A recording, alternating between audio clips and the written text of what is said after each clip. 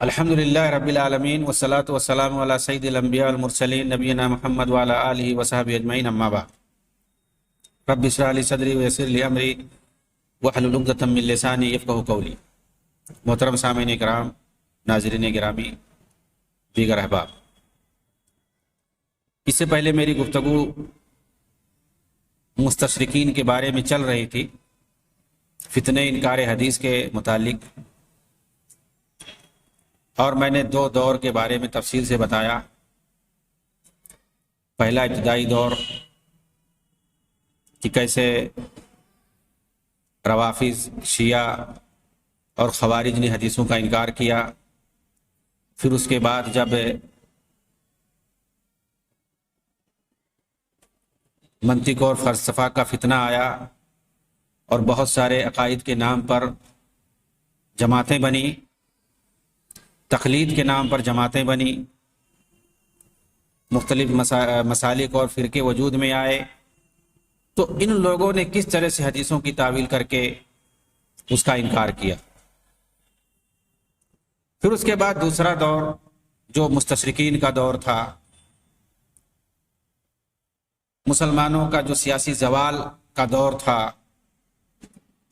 Europe والوں کا، انگریزوں کا سیاسی تسلط کا جو دور تھا، اس میں کیسے مستشرقین نے عالم اسلام کے اندر آ کر کے اسلامی تہذیب و ثقافت کو سیکھا، اسلامی عقائد کو، اسلامی احکام کو سیکھا، اور اس کے اندر کیڑے نکالنے کے لیے ان لوگوں نے کس طرح سے بدگمانیاں پھیلائی مسلمانوں کے اندر، اور کس طرح سے انہوں نے بہت سارے مسلمان بچوں کو لے جا کر کے ان کو تعلیم دلائی اپنے حساب سے، اور انہی کو واپس عالم اسلام کے اندر بھیجا، جنہیں متقربین یا مستغربین کہتے ہیں، یعنی مستشرقین کے چیلے اور ان کے شاگرد۔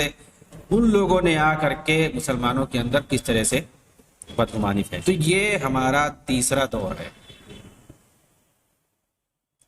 کہ ان لوگوں نے آ کر کے اسلام کے اندر، عالم اسلام کے اندر کیسے بدگمانیاں پھیلائیں، انکار حدیث کا فتنہ کیسے ان لوگوں نے کھڑا کیا۔ اور یہ دور بہت اہم ہے۔ یہ جو متقربین تھے، انگریزوں کے جو چمچے تھے، مستشرقین کے جو شاگرد رشید تھے، ان کی باتوں پر جو عمل کرتے تھے، اقلیت پرستی جو سیکھ کر کے آئے تھے، انکار حدیث کا فتنہ جو لے کر کے آئے تھے، عالم اسلام کے اندر بھی پھیلا دیا۔ یہ دراصل عرب اور مشرق سے تعلق رکھتے تھے۔ یہ جو متقربین تھے، مستشرقین کے تلامذہ، جنہوں نے یورپ کی یونیورسٹیوں میں جا کر ان سے علوم و فنون سیکھا، ان کے مشہور شاگردوں میں احمد امین، قاسم امین، جرجی زیدان، طاہا حسین، لویس عوض، محمد اسد، جمال الدین افغانی، محمد عبدہ، یہ سارے لوگ ہیں۔ یہ سارے لوگ اخوانیوں کے رہنما اصل ہیں۔ 13ویں صدی ہجری میں خلافت کے خاتمے اور مغربی سامراجیت کے ظہور کے بعد ہی سے فتنہ انکار حدیث نے باضابطہ طور پر سر ابھارا ہے، جو در حقیقت یورپین محققین کی جانب سے اسلام کی بیخونی کے خاطر اچھالے جانے والے اعتراضات کی ترجمانی ہے۔ اس سلسلے میں دنیا اسلام کے دو نمایاں ترین افراد، یعنی مفتی محمد عبدہ مصر کے اندر اور سر سید احمد خان اور ان کے متبعین اور حلقہ فکر کے لوگوں کے نظریات یہاں پر بتانا مختصر طور پر ضروری ہے، تاکہ ہمارے سامنے سرسری طور پر اس کا خاکہ آ سکے۔ چنانچہ یہ محمد عبدہ، مصر میں شیخ محمد عبدہ نے کھلم کھلا حجت حدیث کا انکار کیا۔ انہوں نے قرآن کو امام اور رہنما کہا۔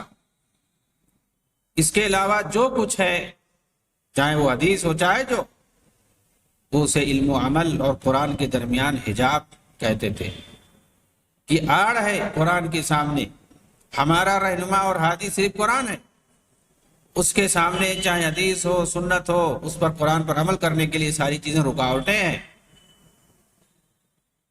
توفیق صدقی محمد عبدہ کے نقش قدم پر، بلکہ ان سے بھی آگے یہ چلے گئے۔ توفیق صدقی انہوں نے الاسلام هو القرآن وحدہ کے نام سے مجلہ المنار میں 2 مضمون شائع کیے۔ مجلہ المنار کس کا تھا؟ رشید رضا کا تھا۔ وہ محمد عبدہ، جمال الدین افغانی اور ان کے جتنے شاگرد تھے سب لوگوں کے مضامین شائع کرتے تھے، پرچار کرتے تھے انکار حدیث کا۔ کون؟ رشید رضا، جن کو سلفیت کا منار سمجھا جاتا ہے، جن کی تفصیل میں نے بتا دی ہے۔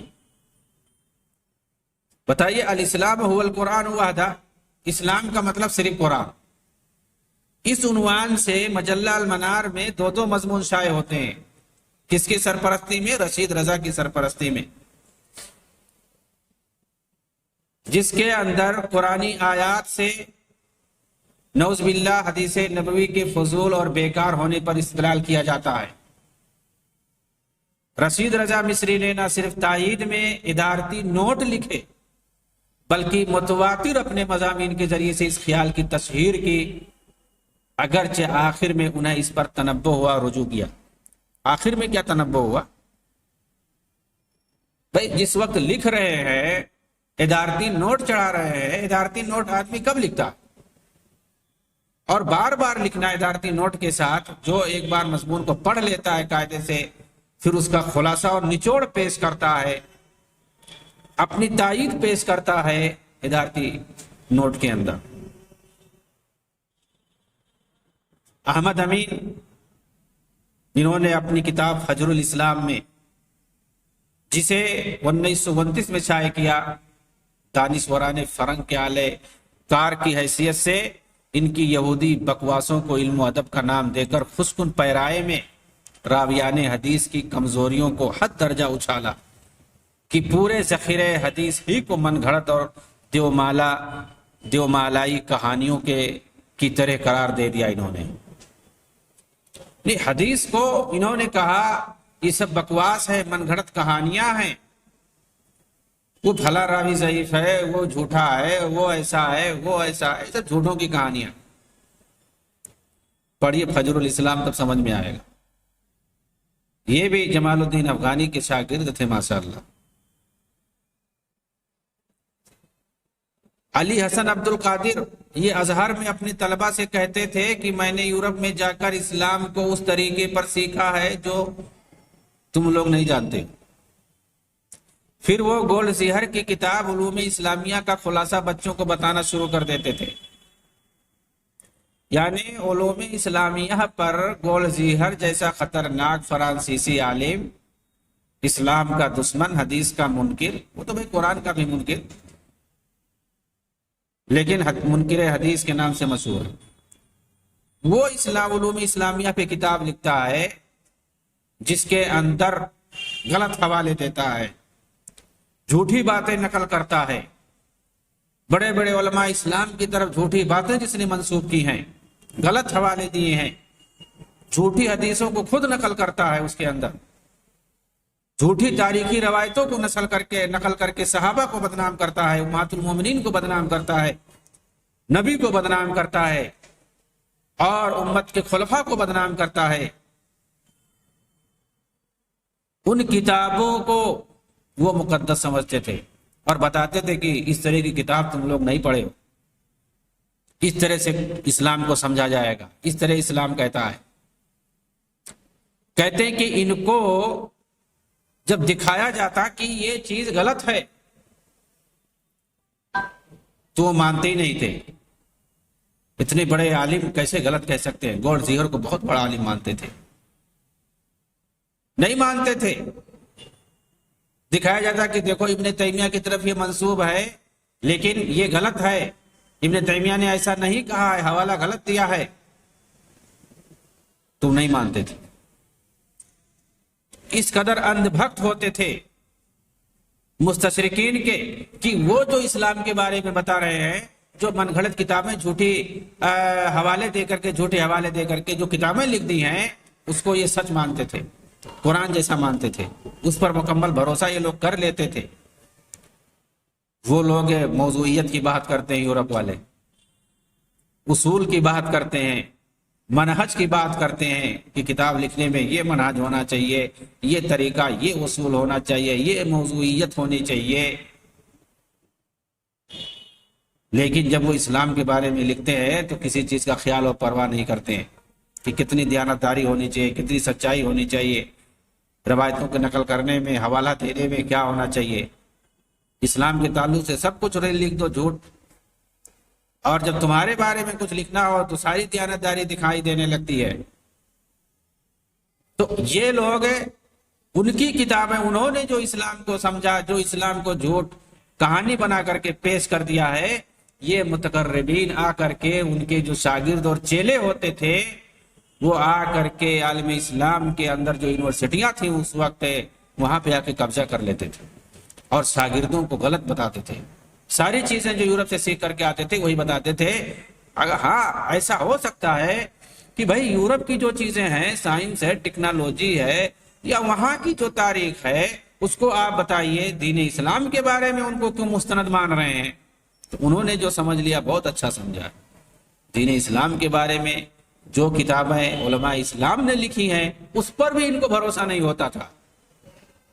ابراہیم بن ادہم اس شخص نے 1353 میں اپنی نام نیاد علمی لیاقت کی بنیاد پر احادیث کو بے بنیاد اور اس پر موضوع کی صفت غالب ہونے کی بات کہہ کر اپنی جرات بیجا کا مظاہرہ دیا۔ ابراہیم ابو ریا، اس شخص نے اپنے پیشترو ابراہیم ادہم، رشید رضا، توفیق صدقی، ان کے افراق و افکار و نظریات کو یکجا کرنے ازوا علی السنت المحمدیہ نامی کتاب لکھ ڈالی۔ یعنی جو اس کے پیشرو جو علماء پائے جاتے تھے اس کی نظریات کے حامل، ان سب کے افکار و نظریات کو اس نے جمع کر دیا گیا، ازوا علی السنہ محمدی۔ اور جتنے انکار حدیث کے جو افکار ہے، نظریات ہیں، ان سب کو اس کتاب کے اندر اس نے جمع کر دیا۔ رشید رضا مصری کے بارے میں یہ بھی نامور شاگرد، جیسا کہ بتایا گیا۔ ان کا کیا کہنا ہے؟ قرآن بنیادی طور پر ایک روحانی کتاب ہے جس میں دنیاوی امور سے متعلق بہت کم احکام ملتے ہیں، زیادہ تر اختیارات اولو الامر کے سپرد کر دیے گئے ہیں۔ رشید رضا کے نزدیک احادیث بھی بحیثیت مجموعی قابل اعتنا نہیں، بلکہ صرف وہی حدیث قابل قبول ہے جو عملی نوعیت کی ہیں اور جن پر امت مسلمہ میں مسلسل عمل کا ثبوت ملتا ہے۔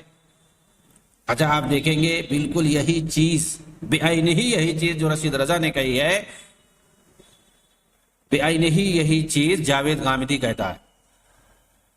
وہی حدیث قابل قبول ہے جو عملی نوعیت کی ہیں اور جن پر امت مسلمہ میں مسلسل عمل کا ثبوت ملتا ہے، ایسے یہ بولتا۔ تو جاوید غامدی کو تو ہر کوئی برا کہتا ہے، لیکن رشید رضا کو کوئی نہیں کہے گا جلدی۔ جب تک ان کے بارے میں حقیقت نہیں پڑھے گا، ان کی تفصیل نہیں پڑھے گا، ان کو کوئی نہیں کہے گا، اس لیے کہ ان کے پاس سند ہے سلفیت کی، اور جاوید غامدی کے پاس سلفیت کی سند نہیں ہے۔ اس کو ہر کوئی غلط بولتا ہے۔ اگر اس کو آپ غلط بولتے ہیں، اور ہے یقیناً غلط اور منکر حدیث ہے، تو پھر ان کو کیوں نہیں آپ بولتے ہیں؟ یہ بھی اسی کے قائل ہے۔ تفسیر المنار دیکھیے، 6 جلد، صفحہ نمبر 562، آپ کو سمجھ میں آ جائے گا۔ جلد نمبر 2، صفحہ نمبر 30، آپ کو سمجھ میں آ جائے گا کہ اس طرح کی بات یہ پہلے کہہ چکے ہیں۔ اور سید مودودی، حمید الدین فراہی، جاوید غامدی، راشد ساز، یہ سب لوگ تو بعد کے ہیں، بعد میں آ کر کے انہوں نے کیڑا نکالا ہے۔ عنایت اللہ سبحانی آیت رجم کا، جنہوں نے حدیث رجم کا انکار کیا ہے، حدیثوں کے اندر چونکہ قرآن کے اندر صراحت کے ساتھ تو ہے نہیں، انکار کر دیا کہ اس کا ذکر رجم کرنا یہ بہت بڑی بات ہے، قرآن کے اندر ثبوت ہی نہیں ہے، ہم نہیں مانیں گے اس کو، حدیث کا انکار کر دیا، حالانکہ حدیث بھری پڑی ہے رجم کے تعلق سے، بخاری میں ہے، مسلم میں ہے، بہت ساری صحیح کتابوں میں ہے، صحیح روایتیں موجود ہیں، انکار کر دیا۔ سید مودودی نے تو کہہ دیا کہ صحیح بخاری اور صحیح مسلم کے اندر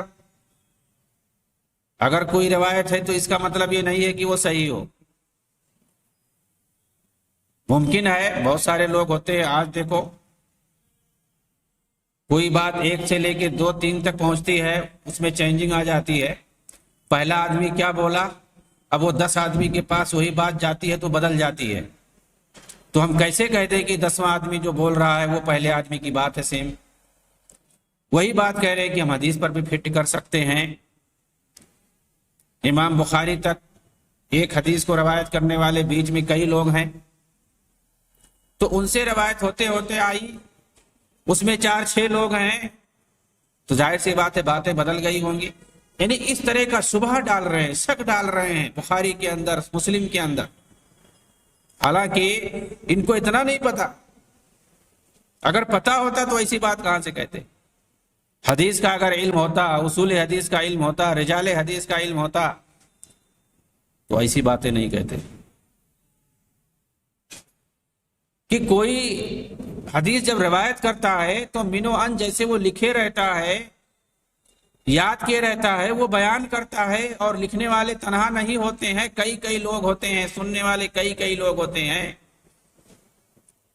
اور پھر موازنہ کیا جاتا ہے، جب دوسرا اس سے کوئی بیان کرتا ہے تو کس طرح سے بیان کیا، اور پھر اس کو ملایا جاتا ہے کہ اس نے جو بیان کیا ہے تو دوسرے جو ساتھ شاگرد تھے ان لوگوں نے جو بیان کیا کیا اس سے ملتا جلتا ہے یا الگ ہے. تو اس میں باقاعدہ بیان کیا جاتا ہے کہ ان کے الفاظ بدلے ہوئے ہیں، فلاں نے یہ الفاظ کہی ہے. تو حدیث میں ایسے نہیں ہوتا ہے کہ کوئی عام بات کو لے لیا جائے. تو عام باتیں تو اس وقت بھی ہوتی تھیں، ان کو تو حدیث ہم نہیں کہتے ہیں. حدیث کا اپنا ایک معیار ہے، قرآن کا اپنا ایک معیار ہے. بھائی وہ تو اللہ کے رسول کی بات ہے، وہ تو وحی کا مسئلہ ہے. تو وحی کو آپ قیاس کر رہے ہیں غیر وحی پر، عام باتوں پر قیاس کر رہے ہیں. کیسے ہم وحی کو قیاس کر سکتے ہیں دوسری چیزوں پر؟ جو لوگ آج ہیں بالکل ٹھیک ہے، وہی لوگ کل بھی تھے. لیکن آج بھی مسئلہ ایسا ہے، اگر کوئی حدیث پڑھتا ہے تو وہ دوسرے نظریے سے پڑھتا ہے، کسی دوسری کتاب کو پڑھتا ہے، عام لوگوں کی کتاب پڑھتا ہے تو اس کا دوسرا نظریہ ہوتا ہے. فرق ہے وحی اور غیر وحی میں، قرآن حدیث اور غیر قرآن حدیث میں فرق ہے. یہ چیز ان کو معلوم رہی ہوگی، ایسی بات نہیں ہے. لیکن حقیقت میں حدیثوں پر شبہ ڈالنا، حدیثوں کے اندر اس کی حجیت پر شبہ ڈالنا ہے.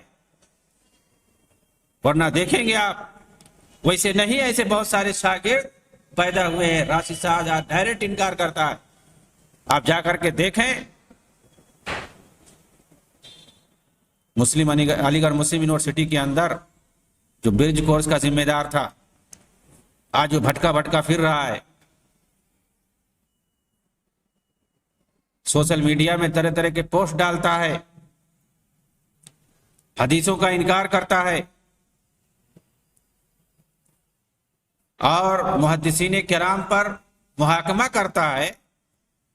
کہتا ہے کہ وہ تابعین پر، صحابہ پر محاکمہ کر سکتے ہیں تو کیا ہم ان پر نہیں کر سکتے ہیں؟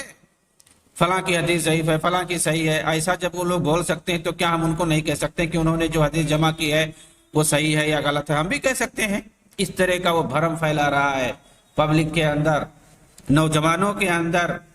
اور ایک بہت بڑی کھیپ، ایک بہت بڑی تعداد جو نوجوانوں کی ہے دیوانہ ہے ایسے لوگوں پر، انہی لوگوں کا ساتھ دے رہی.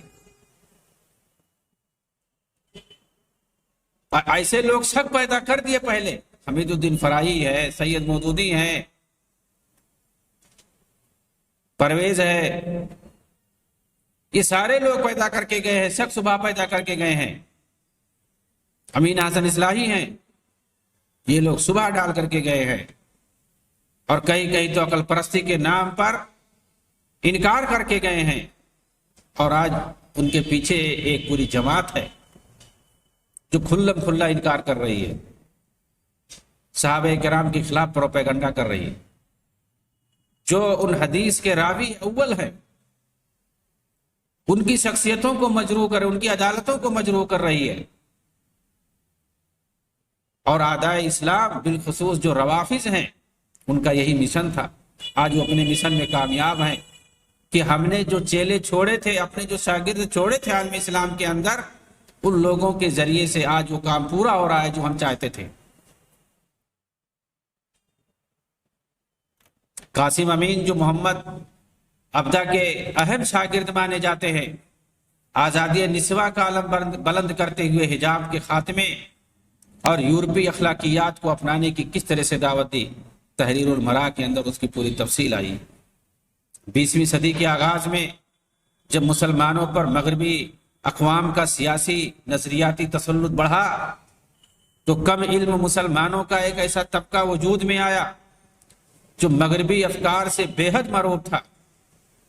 وہ سمجھتا تھا کہ دنیا میں ترقی بغیر تقلید مغرب کے حاصل نہیں ہو سکتی، لیکن اسلام کے بہت سے احکام اس کے راستے میں رکاوٹ بنے ہوئے تھے۔ اس لیے اس نے اسلام میں تحریف کا سلسلہ شروع کر دیا تاکہ اسے مغربی افکار کے مطابق بنایا جا سکے۔ اس لیے ان کو اہل تجدد کہا گیا۔ ہندوستان میں سر سید خان، مصر میں طہا حسین، ترکی میں ضیاء گوگ اسی طبقے کے بانی تھے۔ اس طبقے کے مقاصد اس وقت تک حاصل نہیں ہو سکتے تھے جب تک کہ حدیث کو راستے سے ہٹایا نہ جائے، کیونکہ احادیث میں زندگی کے ہر شعبے سے متعلق ایسی مفصل ہدایات موجود ہیں جو مغربی افکار سے صراحتاً متصادم ہیں۔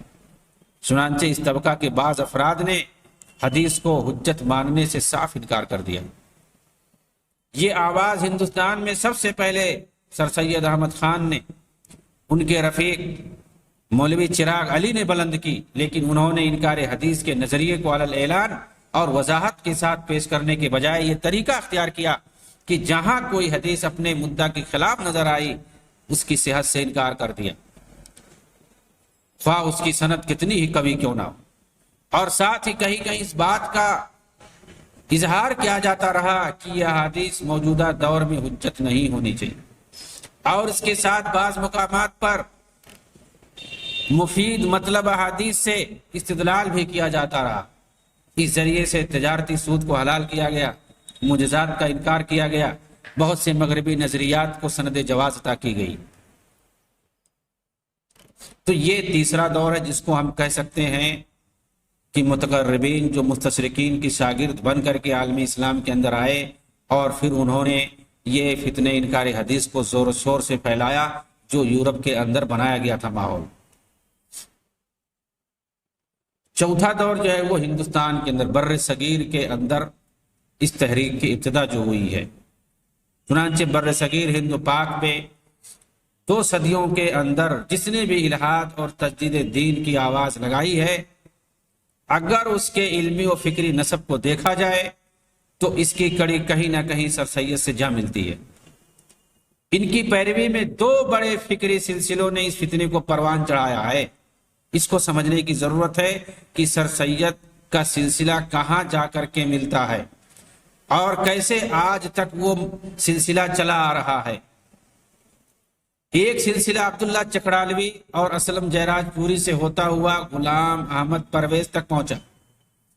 یہ لوگ جو مکمل انکار کرتے ہیں، عبداللہ چکڑالوی، اسلم جیراج پوری، غلام احمد پرویز۔ دوسرا سلسلہ حمید الدین فراہی، امین حسن اصلاحی اور سید مودودی سے گزرتا ہوا جاوید احمد غامدی، راشد سعد اور مرزا علی تک آیا۔ یہ لوگ اپنے آپ کو اہل قرآن نہیں کہتے ہیں۔ پہلا فرقہ اپنے آپ کو اہل قرآن کہتا ہے اس لیے کہ مکمل طور سے انکار کرتا ہے، اور جو یہ دوسرا سلسلہ ہے یہ بہت ہی خطرناک ہے۔ حمید الدین فراہی، امین حسن اصلاحی، سید مودودی سے جو گزرتا ہوا جاوید احمد غامدی، راشد سعد اور علی مرزا تک آیا۔ ان میں سے جو پرویزی سلسلہ ہے اس نے اپنے عقائد و نظریات کے ساتھ میں تقیہ کرنے کے بجائے صاف گوئی اور بے باکی سے کام لیا ہے، بریلویوں کی طرح سے۔ اسی وجہ سے ان کے نظریات کا پوری طرح نقد بھی ہو سکا اور ان کا کفر و اعتزال عوام کے سامنے واضح ہو گیا۔ غامدی مکتبہ فکر نے اس سلسلے کے لوگوں کے ساتھ ہونے والے سلوک کو دیکھتے ہوئے بیچ کی راہ اختیار کی ہے۔ وہ یہ کہ صاحب چھپتے بھی نہیں، سامنے آتے بھی نہیں، جیسے دیوبندیوں کا مسئلہ ہے۔ یہ دین پر ہونے والی 1400 سالہ تحقیقات، تشریحات اور ان گہری تحقیقات کے نتیجے میں بننے والے اصول و قوانین کے مقابلے میں اپنی تشریحات اور اصولوں کو اس طریقے سے متعارف کروانے کی کوشش میں ہیں کہ انکار شریعت واضح نہ ہو، ان کا انکار شریعت جو ہے وہ واضح نہ ہو، انکار حدیث کھل کر سامنے نہ آ سکے، جس کی بنیاد پر کوئی ان پر صریح فتویٰ بھی نہ لگا سکے، جس طرح سے غلام قادیانی اور اسی طرح سے غلام پرویز وغیرہ پر لگایا جا چکا ہے۔ تو ان دونوں سلسلوں کو دیکھنا ضروری ہے، جو سر سید کے ذریعے سے ہوتا ہوا گزر کر کے آتا ہے، اور موجودہ دور میں جو زیادہ خطرناک ہے وہ یہی دوسرا سلسلہ ہے، امین حسن اصلاحی والا، حمید الدین فراہی اور مودودی والا جو سلسلہ ہے۔ اس وقت جو راشد ساز، جاوید غامدی اور علی مرزا وغیرہ جس کو پروان چڑھا رہے ہیں کہ جو صاحب چھپتے بھی نہیں، سامنے آتے بھی نہیں۔ سر سید احمد خان جو مغربی تہذیب و معاشرت سے تاثر پذیری کے حوالے سے مشہور ہے، جن کے بارے میں علی میاں ندوی نے لکھا ہے کہ وہ اس تہذیب و معاشرے سے اس قدر متاثر ہوئے کہ ان کے دل، دماغ، اعصاب اور ساری فکری صلاحیتیں اس سے وابستہ ہو گئیں۔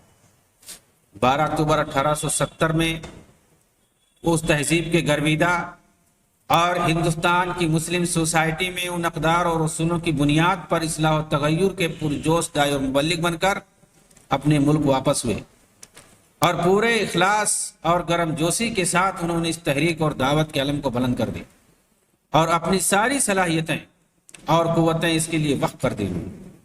ان کا نقطۂ نظر خالص مادی ہو گیا، وہ مادی طاقتوں اور کائناتی قوتوں کے سامنے بالکل سرنگوں نظر آنے لگے۔ وہ اپنے عقیدہ اور قرآن مجید کی تفسیر بھی اسی بنیاد پر کرنے لگے۔ انہوں نے اس میں اس قدر غلو سے کام لیا کہ عربی زبان و لغت کے مسلمہ اصول اور قواعد اور اجماع و تواتر کے خلاف کہنے میں بھی کوئی باک نہ رہا۔ چنانچہ ان کی تفسیر نے دینی و علمی حلقوں میں سخت برہمی پیدا کر دی۔ ان کے چند اہم معاصر ہم خیالوں اور متبعین میں مولوی چراغ علی، سید امیر علی وغیرہ شامل ہیں۔ پھر ذرا آگے چل کر کے سر سید کے مکتبہ خیال سے متعلق نمایاں نام محمد علی لاہوری، غلام احمد پرویز اور اسلم جیراج پوری کا آتا ہے۔ چنانچہ جن لوگوں نے صاف صاف انکار کیا اس میں مشہور چراغ علی ہیں جو انہی کے دور کے ہیں۔ ان کے مطابق قرآن کو کوئی مخصوص ضابطۂ حیات اور سیاسی و سماجی قوانین عطا نہیں کرتا، اس کا تعلق محض فرد کی زندگی کے اخلاقی پہلو سے ہے۔ نبی اکرم صلی اللہ علیہ وسلم نے کوئی سماجی و قانونی ضابطہ مرتب کیا نہ ایسا کرنے کا حکم دیا۔ اس کے برعکس مسلمانوں کو ایسے نظام قائم کرنے کی اجازت دے رکھی ہے جو ان کے گرد پیش ہونے والی سیاسی و معاشرتی تبدیلیوں سے وقت کے تقاضوں کے مطابق ہم آہنگی پیدا کر سکیں۔ کلاسیکی اسلامی قانون بنیادی طور پر شریعت نہیں بلکہ وہ رواجی قانون ہے، جس کے اندر ایام جاہلیت کے عربی اداروں کے باقی مادہ اجزاء و عناصر یا وہ احادیث شامل ہیں جو اکثر جعلی ہیں اور غلط طور پر پیغمبر اسلام کی طرف منسوب کر دی گئی ہیں۔ یہ چراغ علی کہہ رہے۔ فقہا اسلامی قانون کے سلسلے میں مقصود قرآنی کو سمجھنے میں ناکام رہے ہیں۔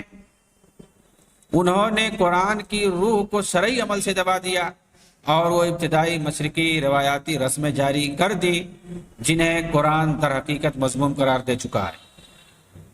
سید امیر علی کون ہیں؟ مولانا حالی کے مطابق مغربی اہل الرائے سے اسلام کی عذر خواہیوں اور توضیحات میں اور اسلامی معاشرتی اور مذہبی خیالات کی اثر نو تعمیر اور جدید خیالات کی ترویج میں سر سید خان کے پیرو تھے یہ، یعنی امیر علی۔ انہوں نے جنت جہنم کی واقعیت نما نقشے جو زرتشتیوں، صابیوں اور تلمودی یہودیوں کی پادر ہوا خواہی قیاس آرائیوں پر مبنی تھے، پڑھنے والے کی توجہ ضمنی حاشیہ آرائیوں کے طور پر اپنی طرف کھینچتے ہیں، لیکن ان کے بعد قرآن کا جوہر خالص آتا ہے، یعنی کمال عجز و محبت سے خدا کی عبادت۔